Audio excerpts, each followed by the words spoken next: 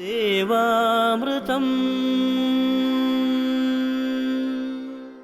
ദേവാമൃതത്തിൽ ഇനി വാസ്തുശാസ്ത്രം. ദേവാമൃതം. വാസ്തു ജ്യോതിഷപരമായ പ്രശ്നങ്ങൾ നമുക്ക് പരിഹരിച്ചു തരുവാനും നിർദ്ദേശിച്ചു തരുവാനും അതുപോലെ തന്നെ വാസ്തുശാസ്ത്രത്തെക്കുറിച്ച് ഒട്ടനവധി കാര്യങ്ങൾ നമ്മളുമായി ചർച്ച ചെയ്യാനും ഒക്കെയായി പ്രമുഖ വാസ്തു ജ്യോതിഷ ആചാര്യൻ ശ്രീ ഡെന്നിസ് ജോയ് ഇവിടെ എത്തിച്ചേർന്നിട്ടുണ്ട്. വളരെ ബഹുമാനത്തോടെ ആദരവോടെ അദ്ദേഹത്തെ നമുക്ക് ഇന്നത്തെ അധ്യായത്തിലേക്ക് സ്വാഗതം ചെയ്യാം. നമസ്കാരം. ഇന്നത്തെ കത്തിലേക്ക് പോകാം. ഡിയർ സർ, ഞാൻ ചെങ്ങന്നൂരിൽ നിന്നും എഴുതുന്ന കത്താണ്. ഇവിടെ 2000 സ്ക്വയർ ഫീറ്റിൽ വീട് പണിത് താമസിക്കുന്നു. അന്ന് വാസ്തു ഒന്നും നോക്കാതെയാണ് പണിഞ്ഞത്. ഇപ്പോൾ തൊഴിൽപരമായും ആരോഗ്യപരമായും വളരെ മോശമായ അവസ്ഥയിലാണ്. പലരും വീടിൻ്റെ പ്രശ്നമാണ് ഇതെന്ന് പറയുന്നു. അതുകൊണ്ടാണ് സാറിൻ്റെ അഭിപ്രായം കൂടി അറിഞ്ഞിട്ട് എന്തെങ്കിലും മാറ്റങ്ങൾ വരുത്തേണ്ടതുണ്ടോ എന്ന് തീരുമാനിക്കാൻ ആയി ഈ കത്ത് അയക്കുന്നത്. പ്രശ്നങ്ങൾ ദയവായി പരിശോധിച്ച് മറുപടി പറയണമെന്നാണ് പറഞ്ഞിരിക്കുന്നത്. വിലാസിനി. വീടിൻ്റെ ഫുൾ ചുറ്റളവേ തെറ്റാണ്. അപ്പം മരണച്ചുറ്റി നിൽക്കുന്ന ഒരു വീട്ടിൽ നമ്മൾ താമസിക്കുമ്പോൾ നമുക്ക് ഈ പറഞ്ഞ പോലെ എത്ര പൈസ കിട്ടിയാലും നമുക്ക് നിൽക്കാൻ പറ്റാത്തൊരവസ്ഥ വരാം. അതുപോലെ നമുക്കിതിനകത്ത് സ്ഥിരമായിട്ട് താമസിക്കുമ്പോഴത്തേക്ക് ഏതെങ്കിലും ആരോഗ്യ സംബന്ധമായിട്ടുള്ള ബുദ്ധിമുട്ടുകളും പ്രയാസങ്ങളും ഒക്കെ വരാം. അതാണല്ല, നമ്മളൊരു ക്ഷീണിച്ചും നമ്മൾ വളരെ ടയർഡായിട്ട് വീട്ടിൽ വന്ന് കയറുമ്പോഴും നമുക്ക് എപ്പോഴും ആ ഒരു റിലാക്സേഷൻ നമുക്ക് ഫീൽ ചെയ്യില്ല. അപ്പം ഇതിൻ്റെ ചുറ്റളവ് 120 സെൻറ്റിമീറ്ററോട് കൂട്ടിയെടുത്താൽ ബാല്യത്തിലേക്ക് വരും. അതുപോലെ കിഴക്ക് ഭാഗത്ത് വീടിൻ്റെ ഫൗണ്ടേഷനിൽ നിന്ന് ഒരു 90 സെൻറ്റിമീറ്റർ മാറിയിട്ടൊരു കിണർ നിൽപ്പുണ്ട്. ഏകദേശം 1 മീറ്ററോളം മാറിയാണ് നിൽക്കുന്നത്. അപ്പം ഈ 1 മീറ്റർ മാറി നിൽക്കുന്ന ആ ഒരു കിണർ വരുന്നത് നമ്മുടെ കിഴക്ക് വടക്ക് നമ്മുടെ ബേസിക് ഫൗണ്ടേഷൻ്റെ അകത്തായിട്ട് തന്നെയാണ് വരുന്നത്. കാരണം ഈ ഒരു കിണറിനെ ഇനി നമുക്ക് മാറ്റിയിട്ട് നമുക്ക് ഈ ഭാഗം നമുക്കൊരിക്കലും നമുക്ക് സ്ക്വയർ ചെയ്യാൻ പറ്റില്ല. അപ്പോൾ ഇവർക്ക് ചെയ്യാൻ പറ്റുന്നത് ഈ കിണറൂടി ചേർത്ത് ഒരു ബേസിക് ഫൗണ്ടേഷൻ കൊടുത്ത് നമ്മുടെ കിഴക്ക് വടക്ക് മൂല സ്ക്വയർ ചെയ്തെടുക്കുക. അതുപോലെ കിഴക്ക് വടക്ക് ഭാഗത്തായിട്ട് ഒരു കാർ പോർച്ച് കൊടുത്തിട്ടുണ്ട്, അതിന് ഫൗണ്ടേഷൻ കൂടി കൊടുക്കണം. ഈ കിണറിനെ കൂടെ ചേർത്തെടുക്കുകയും കൂടെ വേണം. അതുപോലെ നോർത്ത് ഈസ്റ്റ് ഭാഗം ഇതിനകത്ത് കൂട്ടി യോജിപ്പിക്കുമ്പോൾ ഈ വീടിൻ്റെ അകത്ത് ഒരു എനർജി സർക്കുലേഷൻ കറക്റ്റ് ആകും. കാരണം ചില കിഴക്ക് വടക്ക് ഭാഗം ഇല്ലാത്തൊരു വീട്ടിൽ താമസിക്കുമ്പം നമുക്ക് അതിനകത്ത് താമസിച്ച് കഴിയുമ്പോൾ നമുക്ക് അവിടെ നിന്ന് ഇറങ്ങിപ്പോകാൻ ഒരു ടെൻഡൻസി ഉണ്ടാകും. കാരണം ചില ഒരു എനർജി സർക്കുലേഷൻ ഉണ്ടാവില്ല. അപ്പോൾ അതിനകത്ത് ഇരിക്കുമ്പോഴത്തേക്ക് നമുക്ക് വളരെ ക്ഷീണവും നമുക്കൊരു എനർജി ഇല്ലാത്ത അവസ്ഥയും നമുക്ക് പുറത്തിറങ്ങി പോകണം എന്നൊക്കെയുള്ള ഫീൽ ഉണ്ടാകാം.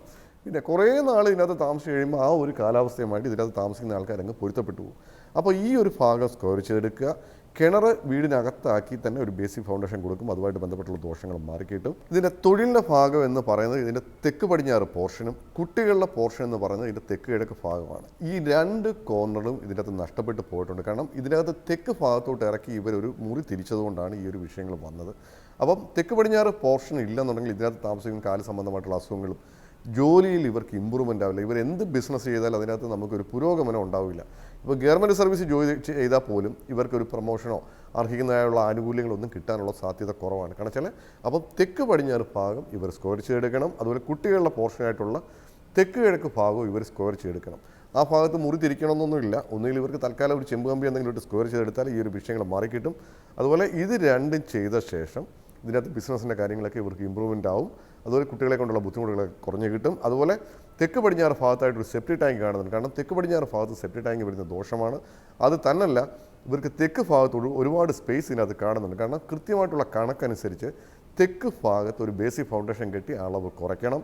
അതുപോലെ ബെഡ്റൂമിൻ്റെ സൈസ് ഇതിൻ്റെ അകത്ത് തെറ്റാണ്. കാരണം വെച്ചാൽ നിലവിൽ ഇത് പണിഞ്ഞു പോയ വീടായതുകൊണ്ട് ഇനി അളവ് ഇതിൻ്റെ കൂട്ടിയെടുക്കാൻ ബുദ്ധിമുട്ടാണെങ്കിൽ പഞ്ചഭൂതങ്ങളെ കൃത്യമായ അളവിൽ വെച്ചിട്ട് ഫെങ്ഷുയി പ്രകാരം ഇതിൻ്റെ അകത്ത് ഇവർക്ക് എനർജൈസ് ചെയ്തെടുക്കാൻ പറ്റും. എനർജൈസ് ചെയ്തെടുക്കുമ്പം ഇവർക്ക് തൊഴിലിൻ്റെ ഭാഗങ്ങളും പ്രശസ്തിയുടെ ഭാഗങ്ങളും കുട്ടികളുടെ പോർഷനും ദാമ്പത്യത്തിൻ്റെ ഭാഗങ്ങളൊക്കെ ഇവർക്ക് എനർജൈസ് ചെയ്തെടുക്കാൻ പറ്റും. അപ്പോൾ അതുമായിട്ട് ബന്ധപ്പെട്ടുള്ള കുറേ ദോഷങ്ങൾ മാറിക്കിട്ടും. ഇത്രയും കാര്യങ്ങളാണ് ഇവരെ വീടുമായിട്ട് ബന്ധപ്പെട്ട് ഞാൻ എൻ്റെ അത് കാണുന്നത്. വസ്തു സംബന്ധമായിട്ട് ചെറിയ നാഗദോഷത്തിൻ്റെ വിഷയങ്ങൾ കാണുന്നുണ്ട്. അപ്പോൾ ഏതെങ്കിലും ക്ഷേത്രത്തിൽ നാഗപ്രീതികരമായിട്ടുള്ള കർമ്മങ്ങൾ ചെയ്തു പോവുക. മറ്റു വിഷയങ്ങളൊന്നും ഞാൻ ഇതിൻ്റെ അകത്ത് കാണുന്നില്ല. ഈ ഒരു പ്ലാനിൽ ഈ ഒരു കറക്ഷൻ ചെയ്ത ശേഷം ഇവർക്ക് ഇതിനകത്ത് സുഖകരമായിട്ട് താമസിക്കാനായിട്ട് പറ്റും. ഇപ്പോൾ ചില വീടുകളിൽ ഗൃഹനാഥൻ്റെ എലമെൻറ്റ് നോക്കിയിട്ടാണ് ഇപ്പം മരമൊക്കെ തടി കൂടുതലായിട്ട് ഉപയോഗിക്കാറുണ്ട് കൺസ്ട്രക്ഷനിലൊക്കെ. അപ്പോൾ അത് നമ്മൾ പല അധ്യായങ്ങളിലായിട്ടൊക്കെ പറയാറുണ്ടല്ലോ. അപ്പോൾ അത് ഗൃഹനാഥന് സ്യൂട്ടബിൾ ആണോ എന്ന് നോക്കണമെന്ന്. ഒരു പക്ഷേ 2 പേരും ഒരേപോലെ ഏണിംഗ് മെമ്പേഴ്സാണ്, ഭാര്യയും ഭർത്താവും ഒരുപോലെ ഈക്വലായിട്ട് ഏൺ ചെയ്യുന്ന ആൾക്കാരാണെന്നുണ്ടെങ്കിൽ അങ്ങനെ വരുമ്പോൾ 2 പേർക്കും 2 തരത്തിലുള്ള ഒരാൾക്ക് ഈ പറയുന്ന തടിയുടെ എലമെൻ്റ് ആവത്തില്ല എന്നുണ്ടെങ്കിൽ എങ്ങനെയാണത് ഡീൽ ചെയ്യുക? അല്ല, ഇതിനകത്ത് നമ്മൾ അത് ഫെങ്ഷുയി പ്രകാരമാണ് ഈ ചൈനീസ് വാസ്തുവിൻ്റെ കാര്യങ്ങൾ വെച്ചാൽ. അപ്പോൾ അതിനകത്ത് ഒരാളുടെ ഡേറ്റ് ഓഫ് ബർത്ത് എടുത്തു കഴിയുമ്പം അയാളുടെ പഞ്ചഭൂതങ്ങൾ ഏതാണെന്ന് നമുക്കറിയാൻ പറ്റും. ചില ആൾക്കാരുടെ പഞ്ചഭൂതം എന്ന് പറഞ്ഞാൽ ചിലപ്പോൾ ഫയറായിരിക്കാം, ചിലർ തടിയായിരിക്കാം, ചിലത് വാട്ടർ ആയിരിക്കാം. അപ്പോൾ ഏതാണ് അയാളുടെ പഞ്ചഭൂതം? ചില ആൾക്കാരുടെ പഞ്ചഭൂതങ്ങൾ മെറ്റലായിരിക്കാം. അപ്പോൾ മെറ്റൽ പഞ്ചഭൂതമായിട്ടുള്ള ഒരാളാണെങ്കിൽ കൂടുതൽ നമുക്ക് മെറ്റലുമായിട്ട് ബന്ധപ്പെട്ടുള്ള കാര്യങ്ങളായിരിക്കും നമുക്ക് കൂടുതൽ അവിടെ അപ്ലൈ ചെയ്യുന്നത് കുറച്ചുകൂടി നല്ലത്. ചിലർക്ക് തടിയാണ് അവരുടെ പഞ്ചഭൂതങ്ങൾ, തടിയുമായിട്ട് ബന്ധപ്പെട്ടുള്ള കാര്യങ്ങൾ ചെയ്യുന്നതായിരിക്കും അവർ കുറച്ചുകൂടെ എനർജിയസ് കാണുന്നത്. പിന്നെ ഈ പറഞ്ഞ പോലെ ഭർത്താവിൻ്റെ എലമെൻറ്റ് വുഡും ഭാര്യയുടെ എലമെൻറ്റ് അല്ലെങ്കിൽ ഫയറും ആകുമ്പോൾ അത് തമ്മിൽ ചേരാത്തൊരു പഞ്ചഭൂതങ്ങളാണ്. അപ്പോൾ ഈ പറഞ്ഞ പോലെ അവരുടെ ബെഡ്റൂമുകളോ അങ്ങനെയുള്ള കാര്യങ്ങൾ നമ്മൾ പ്ലാൻ ചെയ്യുമ്പോൾ ഈ രണ്ട് എലമെൻറ്റുകളെയും ബാലൻസിങ്ങിൽ നിർത്തുന്ന രീതിയിലായിരിക്കും നമ്മൾ സെറ്റ് ചെയ്യുക.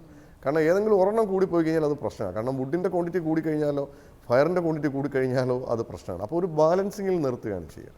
അപ്പോൾ ഈ പറഞ്ഞ പോലെ നമ്മൾ അന്നേരമാണ് നമ്മൾ ആ മുറിയുടെ ഒരാടക്ക് സൂട്ടാവുന്ന ഒരു കളറായിരിക്കും നമ്മളൊരു ഭിത്തിയിൽ നമ്മൾ കൊടുക്കുക, മറ്റൊരാളുടെ എലമെൻറ്റിന് സൂട്ടാവുന്ന ഒരു കളറായിരിക്കും നമ്മൾ മറ്റു ഭിത്തിയിൽ കൊടുക്കുക. അപ്പോൾ അതൊരു ബാലൻസിങ്ങിൽ പോകും. അല്ലെങ്കിൽ അതിൻ്റെ കർട്ടൻ നമുക്ക് അതനുസരിച്ചായിരിക്കും നമ്മൾ സെറ്റ് ചെയ്യുക. അപ്പോൾ ആ ഒരു രീതിയിലുള്ള നമ്മൾ സെറ്റിങ്സ് വരുമ്പോഴത്തേക്ക് ഇതിനകത്ത് താമസിക്കുന്ന ഒരു ഈക്വൽ ബാലൻസിങ് ആണ്. അല്ല ഫെങ്ഷുവി ആണെങ്കിലും വാസ്തുവിലാണെങ്കിലും ഒന്ന് കൂടിപ്പോകാൻ പാടില്ല. നമ്മൾ പഞ്ചഭൂതങ്ങളെ നമ്മൾ വെക്കുമ്പോഴും അത് കൃത്യമായിട്ടുള്ളൊരു ബാലൻസിങ് ഇല്ല. ഒരു പഞ്ചഭൂതങ്ങൾ 100 മേലോട്ട് കൂടേണ്ട കാര്യങ്ങളില്ല. ഒരു ഈക്വൽ ബാലൻസിങ്ങിൽ പോകാമെന്നുള്ളതാണ്. കാരണം ഒരാളുടെ ജാതകം എടുത്തിട്ട് നമ്മളൊരു മുറി സെറ്റ് ചെയ്യുമ്പം എല്ലാ മൂലകളും അയാൾക്ക് നല്ലതാവണമെന്നില്ല. അതിൽ 1-2 മൂലകൾ അയാൾക്ക് നല്ലതായിരിക്കും, ബാക്കിയുള്ള മൂലകൾ മോശമായിരിക്കാം. അപ്പം മോശമായ മൂലകളെയാണ് നമ്മൾ ബൂസ്റ്റപ്പ് ചെയ്യുന്നത്. അപ്പോൾ ആ ഭാഗത്തെ പഞ്ചഭൂതങ്ങളെ നമ്മൾ എനർജൈസ് ചെയ്യുമ്പം മറ്റതുമായിട്ട് അതൊരു ബാലൻസിങ്ങിൽ പോവുകയാണ് ചെയ്യുക. അപ്പോൾ ഈ പറഞ്ഞ പോലെ ഫാമിലി പ്രോബ്ലംസ് ഉണ്ടാകുന്ന പല വീടുകളിലും നമ്മൾ ഈ പറഞ്ഞ പോലെ ഒരു ബാലൻസിങ്ങിൽ പഞ്ചഭൂതങ്ങളെ അപ്ലൈ ചെയ്ത് അല്ലെങ്കിൽ കളറുകൾ അപ്ലൈ ചെയ്ത് നമ്മൾ പോകുമ്പം അവർക്ക് അതിനകത്ത് താമസിക്കുമ്പോൾ കുറച്ചുകൂടി ഒരു റിലാക്സേഷൻ ഫീൽ ചെയ്യും. പിന്നെ വഴക്കുണ്ടാക്കാനുള്ള ടെൻഡൻസി ഒന്നും ഉണ്ടാവണമെന്നില്ല. ഇപ്പോൾ ചില ആൾക്കാർ വളരെ മൂഡ് ഓഫ് ആയിട്ട് വീട്ടിലേക്ക് വന്ന് കയറുമ്പോൾ ചിലപ്പോൾ ചില കാര്യങ്ങളൊക്കെ കേട്ട് കഴിയുമ്പോൾ ചിലപ്പം പൊട്ടിത്തെറിക്കുന്ന ആൾക്കാരുണ്ട്, ഭയങ്കരമായിട്ട് ഷൗട്ട് ചെയ്യുന്ന ആൾക്കാരൊക്കെ ഉണ്ടാവും. അപ്പോൾ അതിൻ്റെ ഒരു കാരണം എന്ന് വെച്ചാൽ ഒന്ന് നമ്മൾ വീടിൻ്റെ അകത്ത് വന്നു കഴിയുമ്പോൾ നമുക്കൊരു ഹാപ്പിനെസ് ഉണ്ടാകുന്ന ഒരു മൂഡ് ഉണ്ടാവണം. അപ്പോൾ അതനുസരിച്ചുള്ള കളറിങ്ങുകൾ അതിനകത്ത് ബാക്കിയുള്ള ഒരു മൂഡ് നമ്മൾ ക്രിയേറ്റ് ചെയ്ത് എടുക്കുമ്പോൾ ഇങ്ങനെയുള്ള ദോഷങ്ങളൊക്കെ ഒരു പരിധി വരെ മാറിക്കിട്ടുന്നതായിട്ട് കണ്ടുവരാറുണ്ട്. വാസ്തുശാസ്ത്രത്തിൻ്റെ ഇന്നത്തെ അധ്യായം ഇവിടെ പൂർണ്ണമാവുകയാണ്. വാസ്തു ജ്യോതിഷപരമായ പ്രശ്നപരിഹാരങ്ങൾക്ക് ശ്രീ ഡെന്നിസ് ജോയിൽ നിന്ന് മറുപടി ആഗ്രഹിക്കുന്നവർ താഴെ കാണുന്ന നമ്പറിൽ അദ്ദേഹത്തെ കോൺടാക്ട് ചെയ്യുക, പ്രശ്നപരിഹാരങ്ങൾ സ്വായത്തമാക്കുക. അതോടൊപ്പം തന്നെ നിങ്ങളുടെ വാസ്തു ജ്യോതിഷപരമായ പ്രശ്നപരിഹാരങ്ങൾക്കും നിർദ്ദേശങ്ങൾക്കുമൊക്കെയായി ഞങ്ങൾക്കും കത്തെഴുതുക. എഴുതിയറിയിക്കേണ്ട വിലാസം: producer Devamritham, Kaumudi TV, Kaumudi buildings, Pettah, Thiruvananthapuram. ദേവാമൃതത്തിന് മനോഹരമായ ഇന്നത്തെ അധ്യായം ഇവിടെ പൂർണ്ണമാവുകയാണ്. മറ്റൊരു പുതുമ നിറഞ്ഞ അധ്യായമായി വീണ്ടും കണ്ടുമുട്ടാമെന്ന ശുഭപ്രതീക്ഷയോടെ ഇവിടെ വാങ്ങുന്നു. നന്ദി, നമസ്കാരം. പൂർണ്ണപ്രഭവിരിയും മൺതരിയിൽ ഇരുസന്ധ്യകൾ തന്നിലാവിന്മേലൊരു പ്രഭയായി കൊളുത്തുന്നു ദീപനാളം. അതു തൻ കൃപയായി പകരുന്നു ദേവാമൃതം.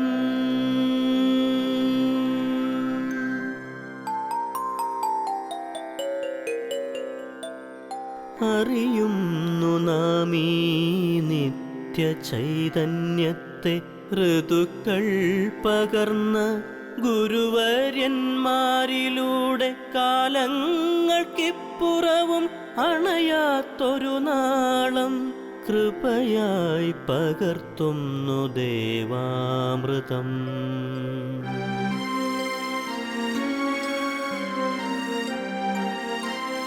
മറക്കുന്നു നാം ഇന്നു നമ്മളെ തന്നെ, വേദാന്തമില്ലാത്ത നാൾ വഴിയിൽ അറിവിൻ്റെ ആ ദിവ്യപ്രഭയായി ചൊരിയുന്നു ഗുരുവരുളാകുന്ന ദേവാമൃതം. ഗുരുവരുളാകുന്ന ദേവാമൃതം.